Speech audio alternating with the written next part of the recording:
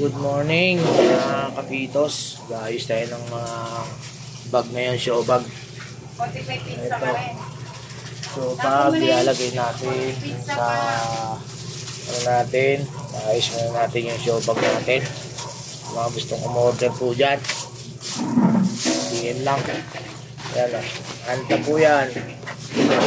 Tayo mga dito, mga bag. Stock natin. May tanong dito. Basahin natin. Si James Mercado ng Maasin Leyte. Sir, maayong ating gabi. Buntag na ngayon. Pwede na matanong sir about sa special situation. Ito ang sitwasyon sir. A1 drive going to lay up. Left nga nasa ere na siya before hinabol si A1 ere, sumabit si A1, nalaglag sa floor, pero basket po yung tira ni Sarim. Natulong ko ng anspo sir. Pagkatapos kong tumawag sir, kinuha ni B4 ang bola, ay sinipa ang bola sir, andun sa backcourt ang bola, umabot, tapos gi-technical ko for ejection si B4. Ngayon sir, sa hatol kani, ano ba ang tamang hatol sir? May anspo si B4 plus technical for ejection.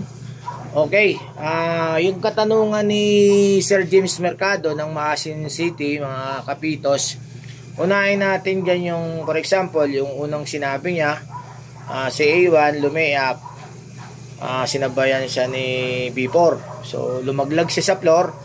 According sa sinabi ni James, as po yung kanyang tinawag. Pero, hindi nagustuhan ni B4 yung tawag. Siguro, sinipa niya yung bola. So, lumabot doon sa court. So, ang ginawa daw niya, ni James, tinechnical niya. So, ang mangyayari, papunta na tayo dun sa resumption ng game. So, una-una, siyempre, yung B4, madi-disqualify na siya sa, dun sa kanyang game, no? So, pupunta na siya ngayon dun sa locker room or sa, dun pwede na siyang umuwi, no? Kung gusto na niya, kasi may eject na siya. So, ang ating administration dyan, kapitos, unahin natin palagi siyempre yung technical shot. So, i-designate siya ng coach ng team A.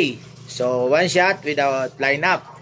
Then, afterward, pagkatapos nun, pupunta na tayo dun sa A1 na sabi natin dun sa sinabi ni James, basket. So, bonus ang bibigay natin, plus 40 ball possession with 14 seconds shot clock. Kasi unsportsmanlike foul yung tawag, no?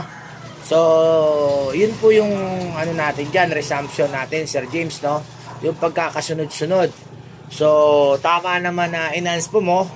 Pwede pa nga siyang ma-disqualify kapag more than dun sa criteria yung nangyari dun sa A1, no? Pero dahil enhance po na yung tinawag mo, nakita mo naman siguro, alam mo na rin na yun yung dapat igawad. Tama naman yon. So, lagi lang natin guys, huwag kalimutan na ibig sabihin na pagka may technical na nangyari, lagi siya uunahin.